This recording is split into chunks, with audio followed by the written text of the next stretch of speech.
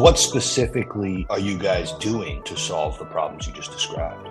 Definitely, Zebra is not selling, private wireless, but we do have a strategy. And that strategy, starts off with Zebra really helping our customers achieve their mobility use cases. And that's through the portfolio of devices that we've enabled. Part of that strategy is also helping customers achieve faster time to value.